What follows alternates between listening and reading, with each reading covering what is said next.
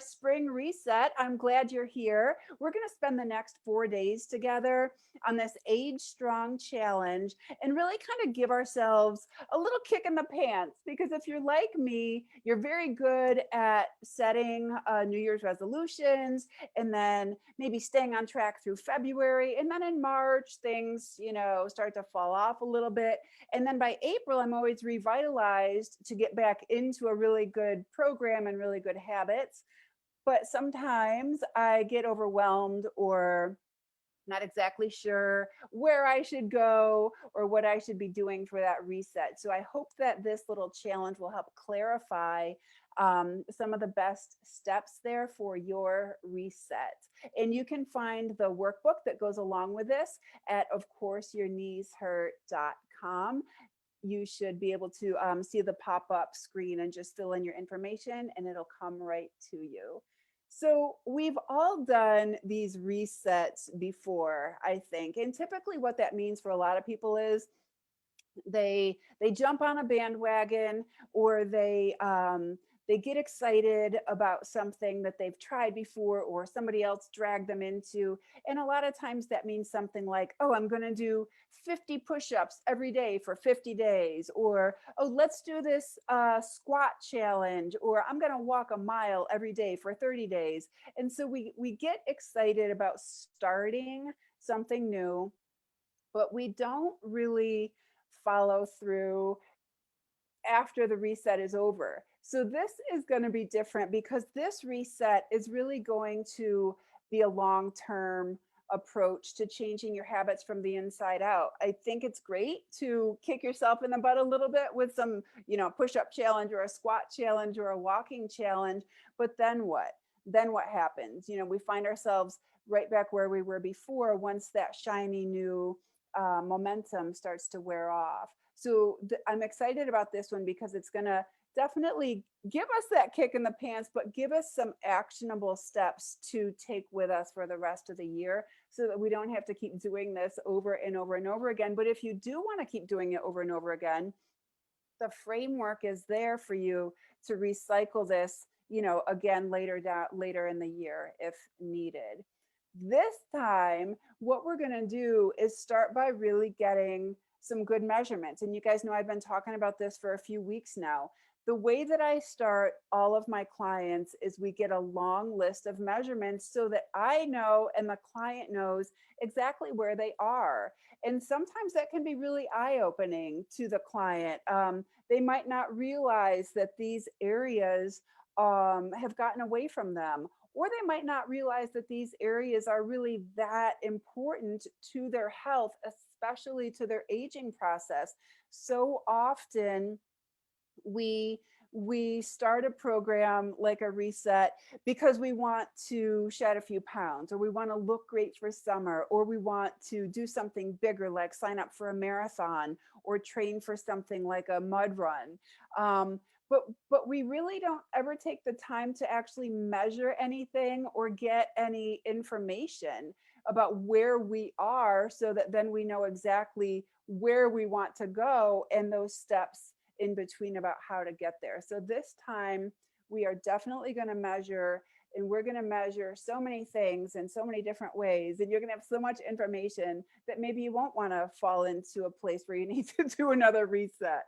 But I think you're going to be really excited about how having that information really helps you take charge of your health and fitness and your goals and your training plan for the long term. Now, you know that I use this term, take charge, a lot.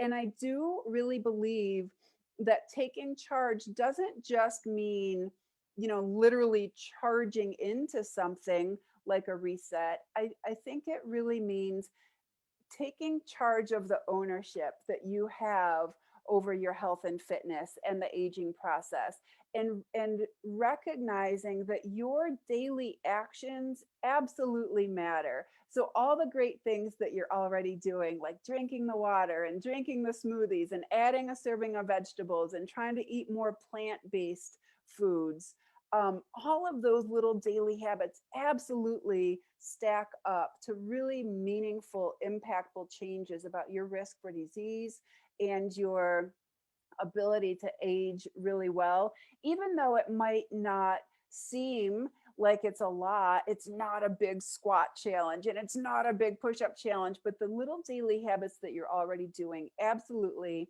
are a great way to take charge.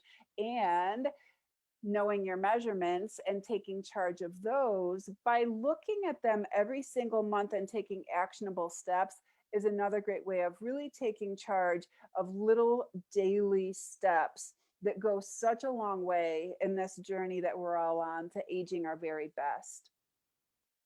So, how did I come up with these 8 measurements plus and why did I give you 3 measurements to fill on your own? Now, there's a lot of different ways to assess your fitness. There's a lot of different fun tests that we could be doing to see, how strong you really are or how big your biceps are. I picked these 8 measurements because they're easy to measure at home and because they definitely tell the story of how you're going to age. They are all kind of predictors of your aging future. They all tell a tale also about where your reset really needs to start. Your reset, surprisingly, might not really need to start with bicep curls or even push ups for that matter. Your reset might need to start somewhere completely different, somewhere that's even more important to your overall health and fitness and more important to your aging process. So I picked these 3, and you can find these on the worksheet that's available at the website. I picked these 8 measurements: your waist measurement, your hips, your body weight, your 1 mile walk, your heart rate after the 1 mile walk, your sleep score, your resting heart rate, and oh my gosh, there's one more that I'm forgetting. And then I gave you 3 blank rows so that you can be measuring what you know is a predictor of your risk for disease or your inability to age really well. So, those last 3 things I'd like to talk about for just a minute. You might be at risk for diabetes because of your lifestyle or because of your family history. And of course, I'm talking about type 2 diabetes here, not type 1. If that's the case, one of your measurements should probably be your daily blood glucose. And you can get a little kit at the store and measure your blood glucose every day. You might be wanting to measure your blood pressure every day. If you know that your blood pressure runs high, that is a huge risk factor for disease like stroke and heart disease.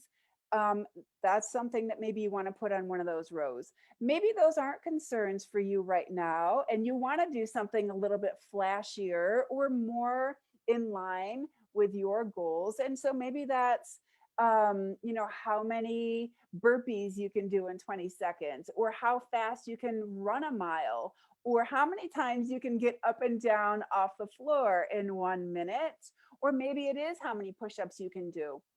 But those last 3 measurements that I'm letting you choose should definitely have something to do with the things that you know are limiting you from living your very best and aging your very best. And that might take a couple days for you to come up with. I'm certainly happy to help you brainstorm there.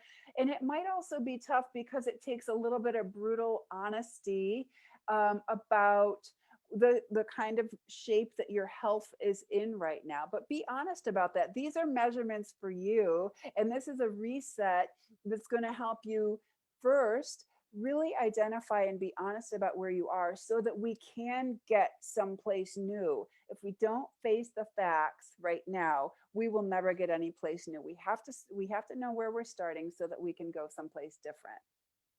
So that's why I picked those 8 measurements and gave you room for 3 extras. Today's day 1 of the worksheet. And what we're going to do is measure the waist and measure the hip circumference and measure your weight. So let's start with that first one. Let's start with a waist measurement.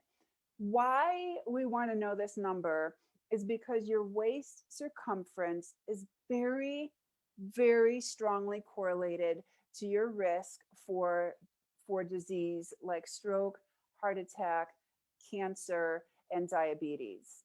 Okay. And that's not a judgment call. That's not a body shaming conversation. That is just the science and the research that shows a very strong correlation there. In fact, did you know that they are considering using waist circumference as one of the vital signs? So when you go to the doctor, they may be starting to measure your waist circumference in addition to your temperature and your blood pressure and your resting heart rate. And I think that's great because the more information we have, the more proactive we can be about taking charge of our health and the aging process.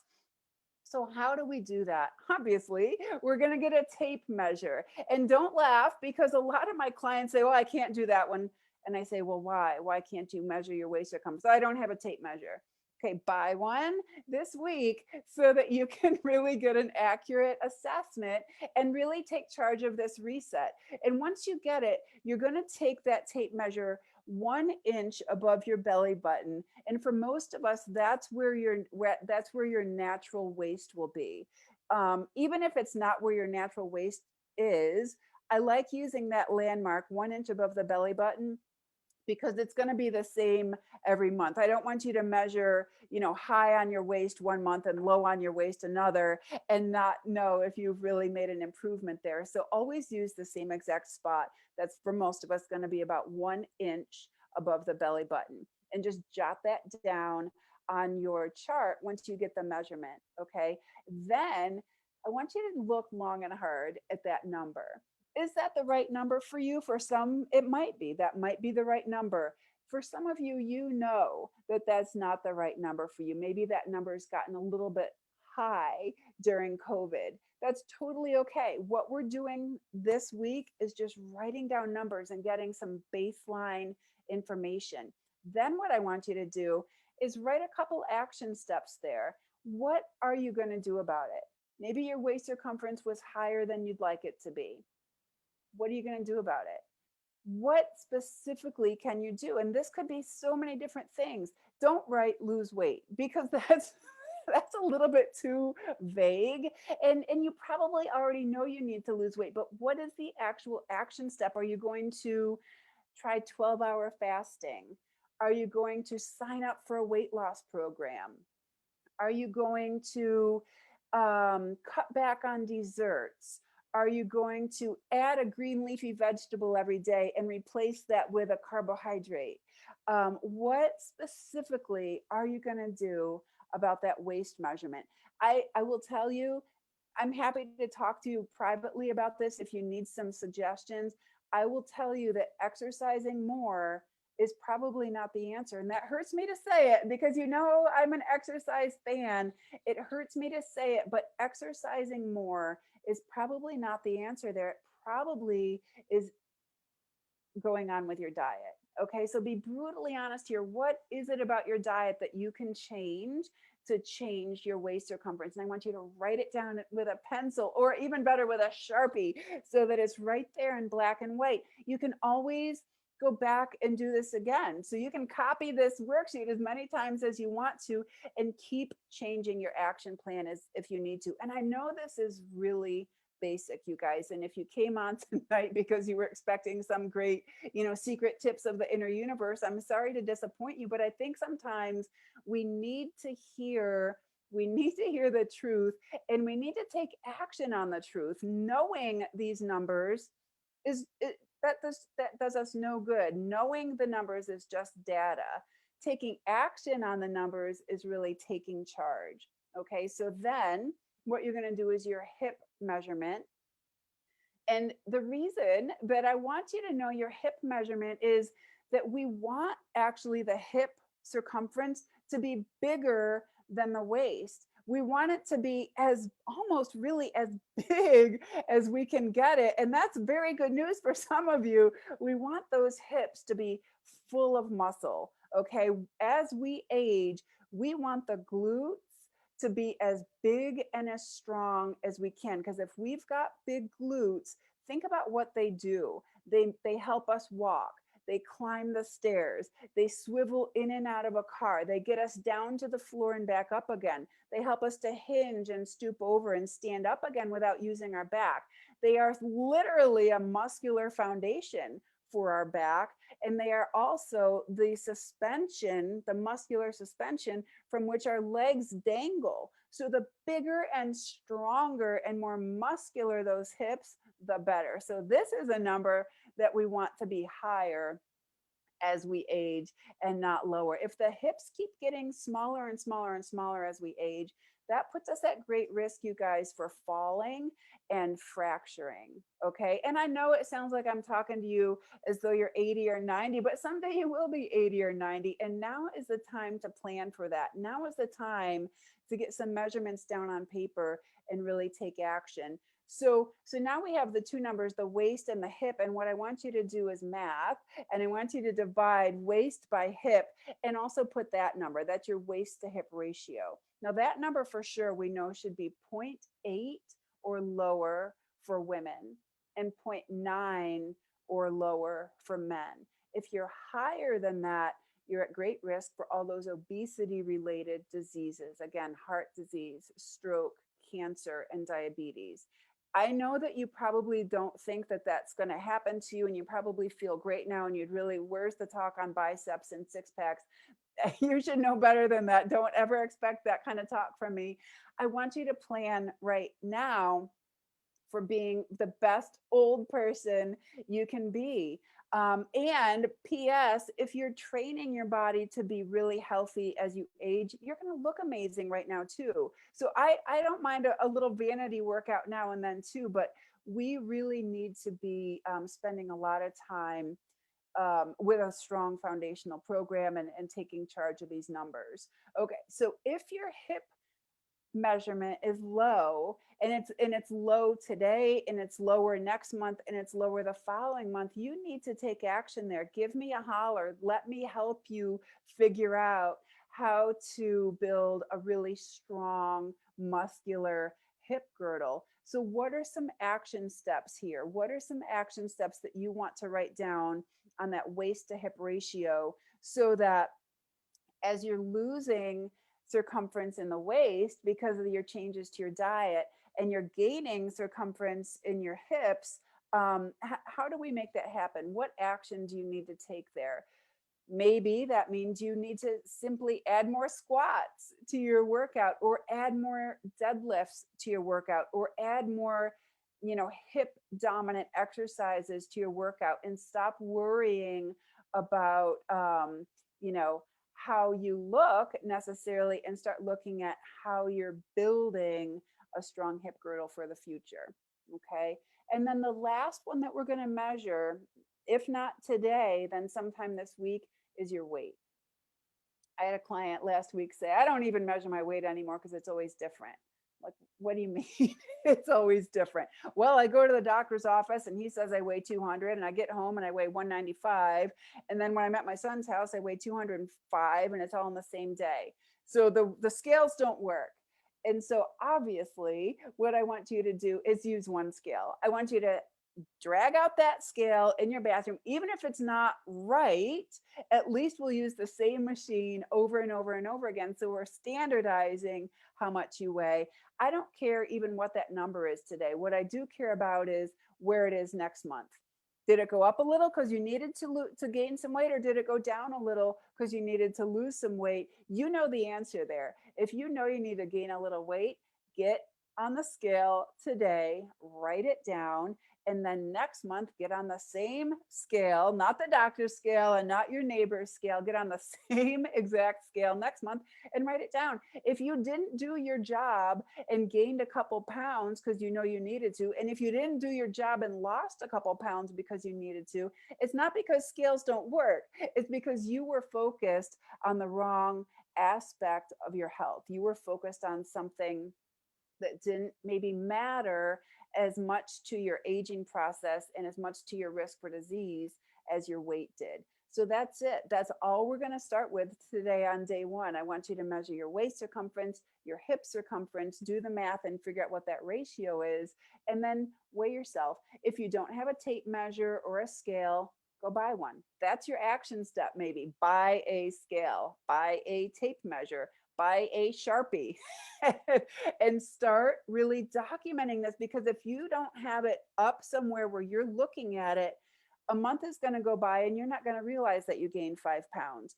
Or a year is going to go by and you're not going to realize you lost 5 pounds of muscle in your legs that you're going to need someday. Or a year is going to go by and you're not going to realize that you're like the rest of America and you gained 20 pounds with COVID. We need to be looking at these numbers on a very regular basis. They are simple, they are not sexy, but they absolutely 100% matter to your reset and to your ability to age at your very best. Here's your homework. Get your measurements done. Identify at least one action step and maybe several. Maybe you need additional pieces of paper for this because you are so highly motivated to really get these numbers where they need to be. I also would like to know, what are the other three things that you are going to measure? Again, maybe that's your blood sugar, maybe that's your blood pressure, maybe that's how many push-ups you can do, maybe that's how many times you can get up and down off the floor in 1 minute, or maybe that's, what is your pain rating on that neck pain that you keep complaining about? Or how far can you reach your hands together on your back? Think of some things that you're struggling with and think of some things that you can measure there for those other three tools here. And then your last bit of homework is to share this video with a friend. I appreciate so much that you are on this Age Strong journey with me. I love the little group that we've built. I love interacting with each of you and hearing your successes and helping you through your challenges. And I would love if you shared this with a friend that you think would benefit from it. So that's all I have for tonight. I will see you tomorrow at the same time for our next task on our spring reset. And I'll look forward to it. Bye.